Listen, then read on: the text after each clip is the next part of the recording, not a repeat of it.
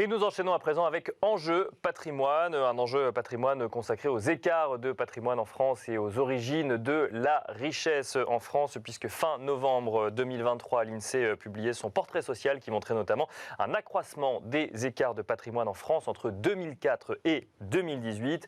Nous avons souhaité revenir sur ce constat et se demander ensemble donc d'où vient la richesse en France aujourd'hui avec Philippe Bruneau. Bonjour Philippe Bruneau. Bonjour. Vous êtes le président du Cercle des fiscalistes. Alors effectivement, il y a un constat qui est celui de l'INSEE et qui constate que globalement, même si presque toutes les catégories socioprofessionnelles, à l'exception des ménages dont un seul est actif ou des ménages ouvriers, toutes les autres catégories ont vu leurs revenus s'accroître.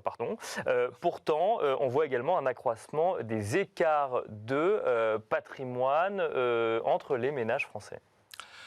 Tout à fait. Il y a deux choses. En fait, on peut raisonner sur les stocks ou sur les flux. Si on raisonne au niveau des flux, c'est-à-dire des revenus, on se rend compte qu'une autre étude de l'INSEE qui est sortie il y a quelques mois vous dit que vous avez globalement, la France est un des pays les plus égalitaires qui existent. D'accord. Au départ, c'est pas évident parce que si on tient compte uniquement des revenus primaires, c'est-à-dire de vos revenus, la différence entre les 10% des ménages les plus modestes et les 10% de ménages les plus aisés, le ratio va de 1 à 13. Donc il y a un écart quand même assez important. Assez considérable, effectivement. Bien. Sauf que si vous tenez compte des prestations sociales, si vous tenez compte des retraites qui sont versées, si vous tenez compte aussi des transferts en nature, le logement, la santé, l'éducation, ils sont gratuites, le logement pour certains. Là, le ratio qui était donc de 1 à 13, passe de 1 à 3. D'accord. Donc on se retrouve en France, au niveau des revenus, je parle, dans un des pays qui est le plus égalitaire au monde. Et pour passer de 13 à 3, le mécanisme, c'est quoi? C'est la fiscalité qui permet justement... Non, c'est juste la redistribution. Donc la fiscalité Alors, si vous préférez, oui, avant la redistribution, il y a la fiscalité, vous avez raison. Mais c'est les 56%, entre autres, parmi les prélèvements obligatoires, parmi les 46% de taux de prélèvements obligatoires qui sont opérés en France, vous en avez 56% qui sont des prestations sociales. Et donc, c'est cela, d'accord. C'est-à-dire, c'est tout ce qui est ces prestations sociales, les retraites aussi, bien évidemment. Mais j'insiste sur les transferts en nature qui ont une valeur non négligeable. Je répète, que ce soit l'éducation gratuite, que ce soit la santé gratuite. Pour certains, le logement avec certains avantages comme les APL font que l'écart se diminue fortement pour arriver à un ratio de 1 à 3. Et je le répète, au niveau mondial, la France est un des pays les plus égalitaires. Cela étant, là on parle des flux, des revenus. Bien sûr, oui, parce qu'il y a différentes manières, et c'est d'où la question de cette émission, d'où provient la richesse en France. Là aujourd'hui on parle des revenus, on parlera ensuite du capital. Du stock. Mais là sur les revenus, effectivement, il y a ce sujet, et il y a peut-être aussi, derrière le revenu, est-ce qu'on prend en compte tout ce qu'on devrait prendre en compte sur ce que le revenu apporte effectivement aux ménages? Alors, ça c'est le sujet qui pour me gêne un tout petit peu dans l'étude de l'INSEE qui, elle, parle du stock, c'est-à-dire qu'elle regarde les patrimoines. Bien sûr. On ne regarde plus uniquement les revenus. On regarde l'état des patrimoines. Lorsque l'on regarde les patrimoines, vous l'avez fort justement dit en introduction, tous les patrimoines entre 2004 et 2018, je crois, cette étude est réalisée, toutes les catégories socioprofessionnelles se sont enrichies, à l'exception des plus modestes, c'est-à-dire les inactifs n'ayant pas de biens immobiliers. Bien sûr.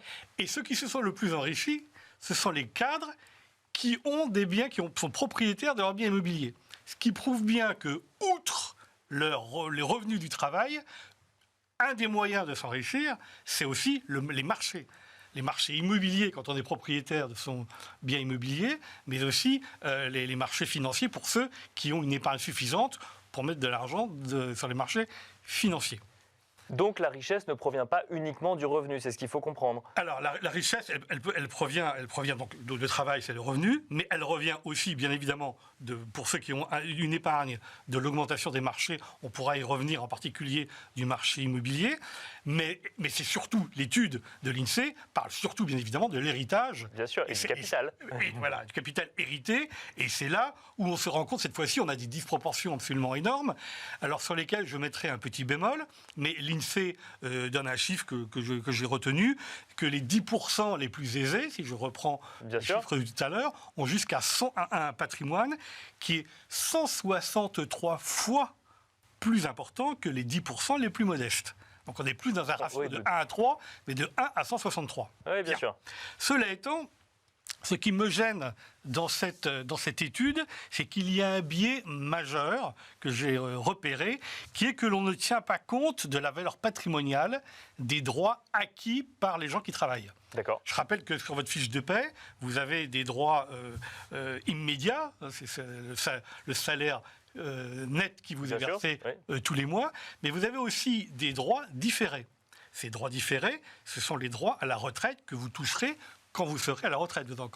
Vous êtes encore très jeune et vous verrez que dans quelques décennies, vous serez à la retraite, vous serez ravi d'avoir ces droits parce que grâce à eux, vous pourrez percevoir une retraite qui vous sera versée par les générations à venir. Bien sûr. Bien. Et ça n'est pas pris en compte effectivement dans le calcul de l'INSEE aujourd'hui. C'est pas pris en compte. Or, je donnais un chiffre qui quand même est assez éloquent.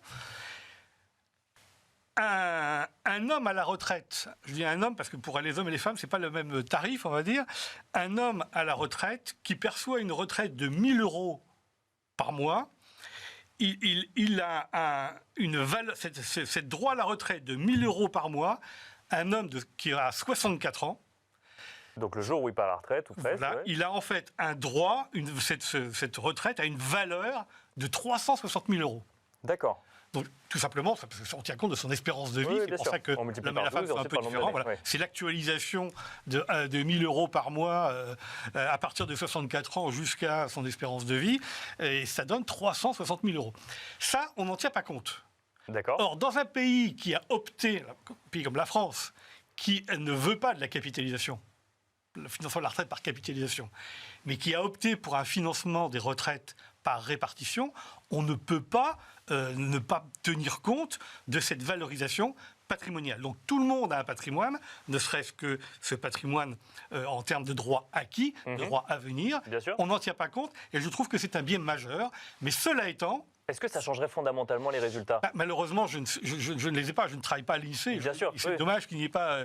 c'est dommage, mais ce qui est certain, ça changerait bien évidemment, surtout pour les plus modestes, bien évidemment. Mais ce qui est révélateur quand même, il ne faut pas non plus, dans cette étude de l'INSEE, c'est qu'aujourd'hui, et c'est ce que certains économistes regrettent, c'est que le meilleur moyen de constituer un patrimoine, plutôt que de terme de s'enrichir, on va dire de constituer un patrimoine, c'est plus par l'héritage que par le travail. D'accord, aujourd'hui. Aujourd'hui, 60%, le patrimoine total des Français, il y a 60% qui vient de l'héritage.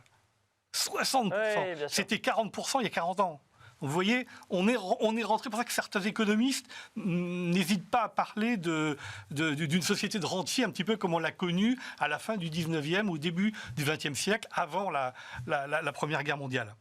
Quand on fait ce constat, effectivement, donc on a parlé du revenu, on a parlé du capital, on a rapidement évoqué le stock. Est-ce que, effectivement, l'investissement, que ce soit sur des marchés mobiliers ou immobiliers, vous avez donné rapidement l'exemple du marché immobilier, vient accroître des inégalités de patrimoine ou au contraire peut venir corriger une anomalie si tant est qu'il y ait une volonté via des investissements de corriger l'anomalie? Alors, on a vu que les inégalités de patrimoine sont bien supérieures aux inégalités de revenus. Malheureusement, les marchés ne viennent pas corriger cela pour deux raisons. D'abord, donc il y a deux grands marchés. Sur les marchés financiers, il y a un énorme problème en France qui est l'illettrisme financier. Bien sûr, la méconnaissance des mécanismes financiers. Avec la résurgence récente de l'inflation, on a vu les monceaux d'épargne qui se sont déversés sur les comptes surlivrés en faisant c'était génial à 3%, avec une inflation à 6%, je vous laisse faire le calcul. Généralement, on perd 3%. Mais, oui. Voilà, mais je veux dire, pour beaucoup de gens, gagner 3%, et certains ne conçoivent pas ce qu'est un intérêt réel. D'accord. Et puis en ce qui concerne les patrimoines immobiliers, alors là, le marché immobilier, alors là, on a vu un accroissement donc des patrimoines, un accroissement important des patrimoines des cadres, pour une raison très simple, Il suffit de regarder les travaux de Christophe Guilluy, géographe social, à qui nous devons son dernier ouvrage sur les dépossédés, mais surtout la France périphérique. C'est qu'en l'espace de 50 ans, les classes populaires ont été virées, si je puis me permettre l'expression, des centres urbains. Les cadres ont pris possession de ces centres urbains. Ce sont eux dont les prix ont explosé au cours des 40 dernières années et qui ont tout simplement profité de cette hausse avec un avantage énorme en fin de parcours qui est que pour la résidence principale, je vous rappelle qu'il n'y a pas de plus-value. Bien sûr. Donc quand vous avez pas de fiscalité sur la plus-value. Oui. Pas de fiscalité sur la plus-value, excusez-moi, vous avez raison. La nuance. Ça veut dire que lorsque vous avez acheté un bien 500 000 euros et que vous le revendez à 1,2 million ou 1,3 million 20 ou 25 ans après sans plus-value, la rentabilité nette en termes de pouvoir d'achat est bien supérieure au travail, à ce que l'épargne que vous pouvez vous constituer par votre travail. Donc si je vous suis et sans faire de militantisme, c'est ceux qui avaient les revenus les plus aisés qui en plus ont bénéficié de la hausse du marché immobilier parce qu'ils étaient dans les centres-villes. C'est ça qui. Absolument. Oui. Alors c'est peut-être qu'à Paris et dans d'autres villes françaises, mais c'est dans toutes les métropoles. Et c'est bien oui. le problème que l'on va avoir d'ailleurs avec la réforme de la taxe foncière et sur les valeurs locatives qui datent de 1970, à l'époque où les valeurs locatives importantes étaient en périphérie des villes. Bien sûr. Parce qu'à l'époque, les centres-villes étaient totalement insalubres. À Paris, il y avait encore les Halles en 70. Ça veut dire que la fiscalité des centres-villes aujourd'hui ne reflète plus finalement... Les valeurs locatives, bien sûr, c'est un autre sujet, oui, mais c'est un vrai sujet. La valeur locative, aujourd'hui, on fait supporter effectivement aux gens qui vivent dans des pavillons ou dans des belles maisons, même dans des quartiers agréables, mais à l'extérieur des centres-villes, une fiscalité bien supérieure à celle qu'elle est dans les centres-villes où aujourd'hui, ce sont plutôt les happy few qui vivent dans ces quartiers. Je reviens, et ce sera ma dernière question, sur l'illettrisme financier dont vous parliez. Comment, justement, utiliser potentiellement l'investissement pour corriger cette anomalie? Est-ce que ça veut dire qu'il faut qu'on enseigne dès, je ne sais pas, la 6e, les théories financières à l'école? Éducation. Il n'y a que ça. C'est un sujet, j'en ai parlé plusieurs fois aux ministres compétents, concernés. C'est un sujet qui, à mon avis, doit être pris à bras-le-corps, à la fois par Bercy, mais aussi par l'éducation nationale, parce que c'est un problème d'éducation. Moi, je fais partie d'une génération où, jusqu'au baccalauréat, on ne m'avait jamais parlé d'une entreprise. Hein. Jamais. À l'école. Oui, bien sûr. Parce que c'était les années 70, c'était 70-80, c'était totalement honni. C'est une question juste d'éducation économique et financière. Merci beaucoup Philippe Bruneau de nous avoir accompagnés sur le plateau de l'émission Smart Patrimoine. Je rappelle que vous êtes président du Cercle des fiscalistes et quant à nous, on se retrouve tout de suite dans l'œil du CGP.